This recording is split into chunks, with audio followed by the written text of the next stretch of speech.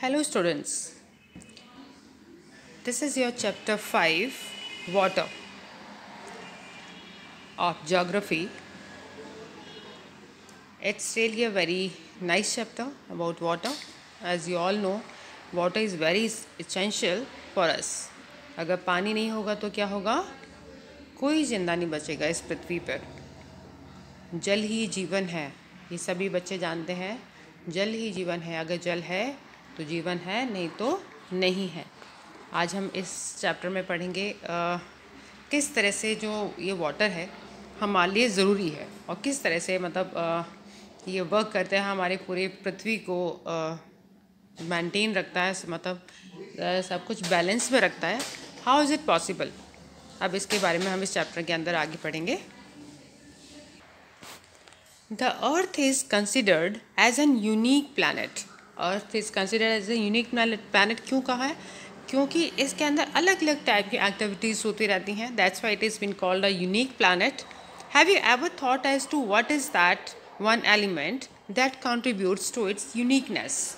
अब आपने कभी ये सोचा है कि ऐसी क्या चीज़ है, ऐसा क्या एलिमेंट है जिससे कि हमें ये जो प्लैनेट है हमारा वो बिल्कुल यूनिक है, बिल्कुल डिफरेंट है? उसके पीछे रीज़न क्या है?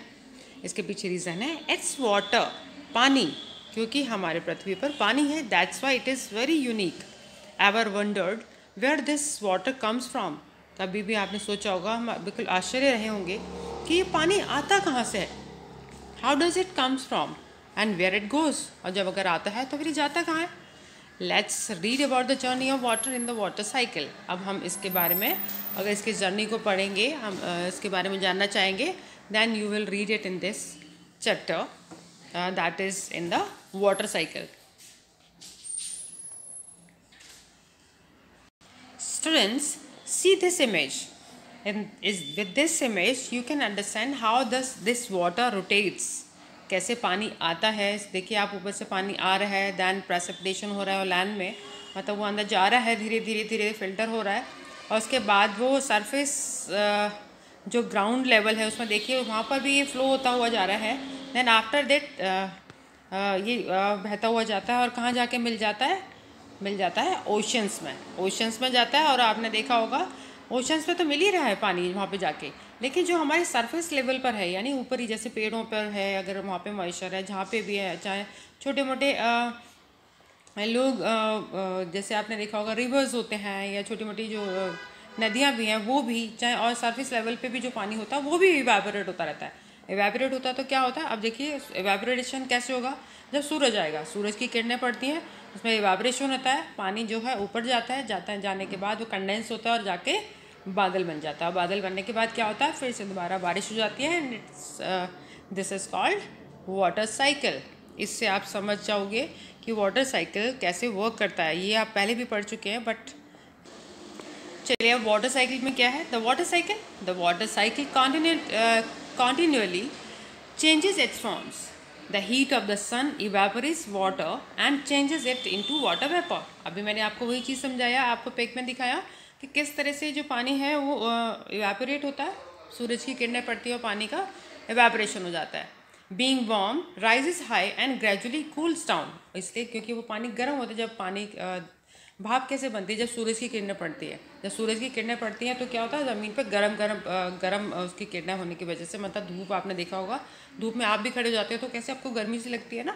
तो वही चीज़ है, जब गर्म उसमें ज़मीन पर पड़ती हैं सूरज की किरणें तो पानी इवेपोरेट होता है, यानी वो ऊपर जाता है. और क्योंकि पानी गर्म है तो हल्का हो जाता है, ऊपर जाता है, और ऊपर जाकर वो कंडेंस हो जाता है. ठंडा होने के बाद वो कंडेंस हो जाता है, कंडेंस होके वो क्लाउड्स फॉर्म में आ जाता है. दिस कॉजेज रेन, और इससे क्या होता है? रेन होती है. और कुछ जगह पे आपने देखा हो स्नोफॉल्स भी होता है, हेल स्टॉर्म्स भी होता है. हेल स्टॉर्म्स मतलब ओले पड़ना भी होता है.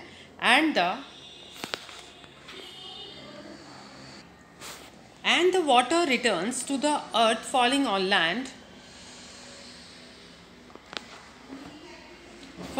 land और sea etcetera. Water returns to the earth. उसके बाद मैंने अभी आपको थोड़ी देर पहले पूरा यही चीज़ समझा रही थी कि पानी जो है वापस जो है इवेपोरेट होने के बाद जब बादल बन जाता है, बादल बन के जब पानी बरस के फिर नीचे आता है तो क्या होता है? वो फिर दोबारा से वही साइकिल रिपीट होती है। तो water falls it on the land, collects in reverse.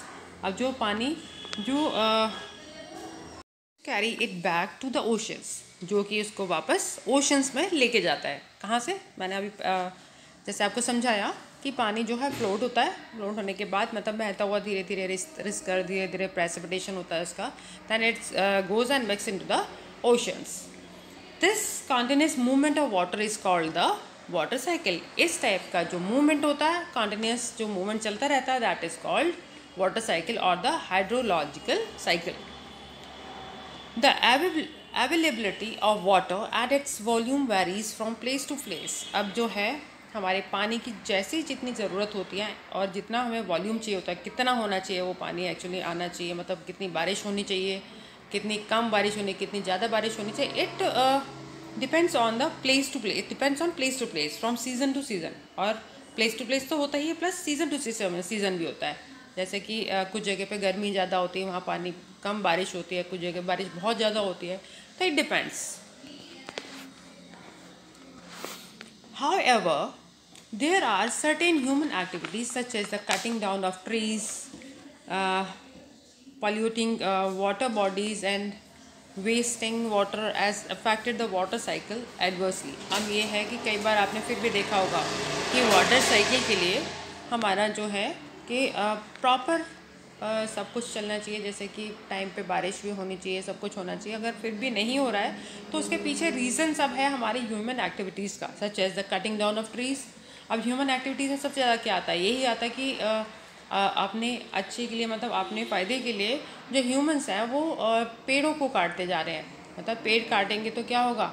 बारिश टाइम पे नहीं होगी, है ना। गर्मी मतलब आपको जिस टाइम पे हमें धूप की आवश्यकता है, धूप हमें प्रॉपर उस टाइम पे उतनी नहीं मिलेगी। पता चला जब धूप होनी चाहिए बारिश हो रही है, बारिश होनी चाहिए धूप हो रहा है, तो ये सब चीज़ें जो है सब गड़बड़ हो जाता है।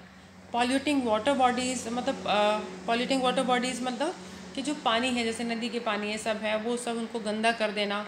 And wasting water has affected the water cycle adversely. और पानी का वेस्ट करना, पानी को बर्बाद करना, ये भी हमारा जो वाटर साइकिल है उसको इफ़ेक्ट डालता है। Man must make efforts to conserve this precious resource.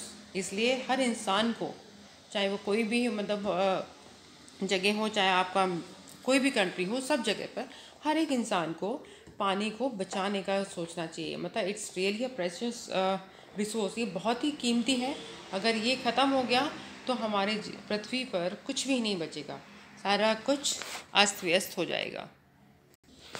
अब आप लोग सोच रहे होंगे कि मैम ने कह तो दिया कि पानी को हमें, यानी वाटर को कंजर्व हमें कैसे करना चाहिए। Conservation of water. Water is a renewable recyclable resource. Water जो है हमारा रिन्यूएबल एंड रिसाइक्लेबल है। रिन्यू मतलब दोबारा से रिन्यू हो जाता है, कि वो पानी बरसता है जो भी है, और मान लीजिए कोई गंदा पानी हो भी जाता है तो उसको हम वो रिन्यू होता रहता है पानी के अंदर। आपने पहले कभी पढ़ा होगा दैट डिस्टिलेशन का, कि किस तरह से हम वाटर को छान कर, मतलब वाटर कितने बार फिल्टर होकर उसके बाद साफ़ होकर वो आपके पास पहुंचता है।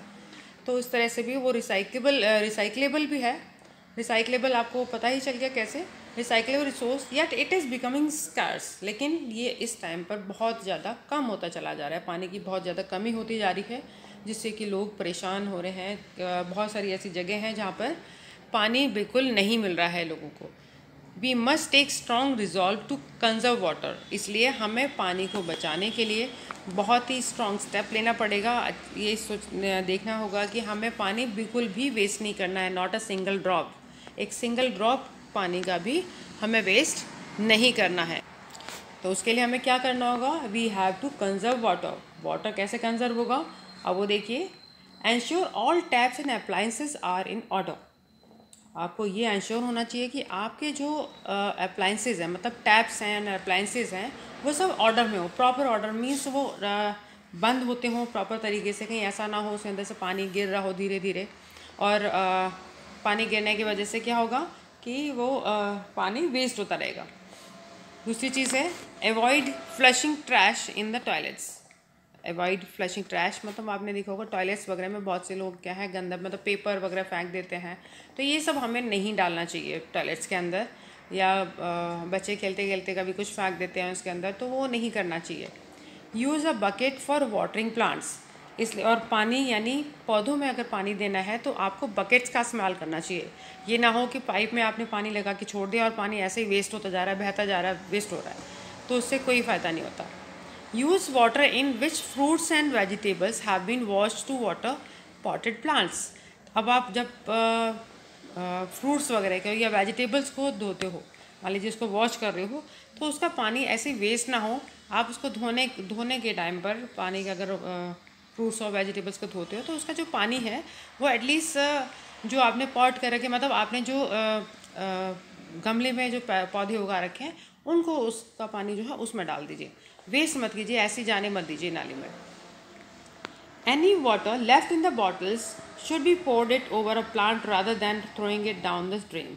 अब आप देखिए कई बार क्या होता है, आपकी बॉटल में पानी बच जाता है, आप घर यहाँ पे पानी लेकर आते हैं, यहाँ से वापस जाते हैं, तो क्या होता है कई बार पानी उसमें बच जाता है। In that very case what you have to do, you have to मतलब कि आपको जो वो पानी है that you don't have to pour it in, और you don't have to drain it out, but आपको उसको पोर करना है इन अ प्लांट, मतलब एक प्लांट को आपको उसको में डाल देना है उस पानी को, रादर देन थ्रोइंग इट, मतलब फेंकने के बजाय। अब फेंकोगे तो क्या होगा, कोई फ़ायदा नहीं होगा, वेस्ट हो जाएगा पानी, ना तो किसी को पीने के लिए मिलेगा, एटलीस्ट प्लांट यानी जो पौधे हैं उनको तो पीने के लिए मिल जाए ना वो पानी, आपका वेस्ट नहीं होगा। Now the next thing is use washing machines only with a full load, reuse the water use for rinsing clothes. अब यह है कि यूज़ आपको जो वॉशिंग मशीन है उसको फुली लोड करके उसको यूज़ कीजिए, ये ना हो कि थोड़ा करके उसको आपने देखा कि थोड़ा सा पानी डाला, धोया, उसके बाद निकाल के ऐसे वेस्ट कर दिया। So don't do like that. Reuse the water use for rinsing clothes, जो आपने पानी जो खंगाल निकले, जैसे कपड़े जो धुल जाते हैं उसका पानी निकालते हैं, जिससे जैसे साबुन से धोने के बाद जब हम उस पानी को अंदर कपड़ों को निकालते हैं, उस कपड़े के जो निकाले हैं पानी को हमें उसको कपड़ों को वॉश करने के लिए यूज़ करना चाहिए, मतलब उसके अंदर दोबारा से सर्फ मिलाकर फिर दोबारा से दूसरे कपड़े धो लेने चाहिए। Make rain water harvesting compulsory, और ये भी है कि रेन वाटर हार्वेस्टिंग इसको हमें बहुत ज़्यादा कंपलसरी बना देना चाहिए, जिससे कि लोग जैसे पानी, जैसे बारिश होती है तो उससे पानी की बचत हो सके, और वो बहुत सारी जैसे छोटी मोटी चीज़ों को, प्लांट्स को एटलीस्ट आप दे सकते हो, है ना, तो प्लांट्स को मिलेगा उससे, एटलीस्ट आपके प्लांट जो पौधे हैं वो बिना पानी के ख़त्म नहीं होंगे, डिस्ट्रॉय नहीं होंगे। सो बेटा this is your part 1 of this chapter 5 water. इसका नेक्स्ट चैप्टर में मैं आपको इसका डिस्ट्रीब्यूशन समझाऊंगी, इसके बारे में और बताएंगे, डिटेल में बताती हूँ मैं, ठीक है। तब तक then bye bye, take care.